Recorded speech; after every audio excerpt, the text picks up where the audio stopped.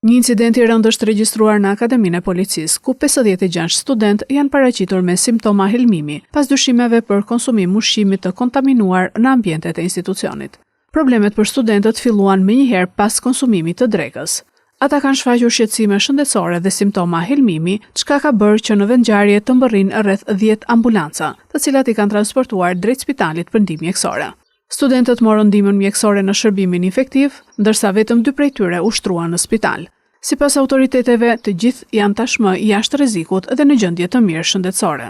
Pas ngjarjes, institucionet përkatëse kanë marrë mostra të ushqimit për analiza laboratorike, ndërsa ISHP dhe AKU kanë nisur hetimin epidemiologjik për zbardhjen e plotë të rastit. Ndërkohë policia e Tiranës ka arrestuar në flagrancë kushinjerin dhe teknologen e ushqimit të kompanisë së cateringut që shërbente në Akademinë e Sigurisë. Gjithashtu është proceduar një tjetër punojse, ndërsa administratorja e kompanisë është shpallur në kërkim. Kanë pasur shqetësime studentët mbas konsumimit të vajit të drekës.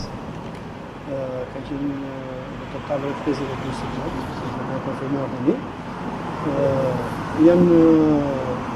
Janë çuar në infirmerinë që kemi këtu dhe më pas në QSOT. Dhe janë të gjithë janë shëndetshëm janë këtu. Kjo ka qenë dyshimi është që ka ndodhur mbas konsumimit të këtij ushqimi. Po janë konsumuar në vatin e drekës. Kanë një menu ditor që kanë është i zgjidhur po që kanë një menu ditor për çdo vakt. A ke shënuar ankesa për studentët të lidhur me ushqimin? Ushqimi është në standardeve çuqme.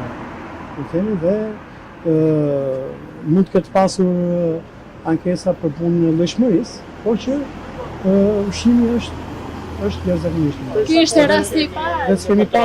Dhe s'kemi pasur asnjë problemi helmimi deri sot, ditën që flasim. Materialet janë referuar Prokurorisë së Tiranës për veprën penale, importimi, prodhimi, shitja dhe ruajtja ushqimeve të rrezikshme për shëndetin ose jetën e njerëzve.